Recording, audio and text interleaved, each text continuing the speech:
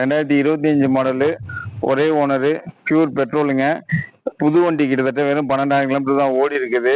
Option wise பாத்தீங்கன்னா உங்களுக்கு இது எக்ஸ்ட்ரீ வேரியன்ட். பாத்தீங்கன்னா உங்களுக்கு ஏர் பேக் வந்து 2 ஏர் பேக்கு. அது போக பாத்தீங்கன்னா சீட் கவர்லாம் உங்களுக்கு புது சீட் கவர் எவ்வளவு குவாலிட்டியா இருக்குன்னு பாருங்க. நூடுல்ஸ் மட்டும் எல்லாமே எக்ஸ்ட்ரா போட்டிருக்காங்க. ஏரோடைனமிக் ஸ்டேரிங் வந்துடுறேன். ஸ்டேரிங் வீலு ஸ்டேரிங்லேயே வந்து உங்களுக்கு வால்யூம் அட்ஜஸ்ட்மெண்ட் எல்லாமே வந்துடுறேன்.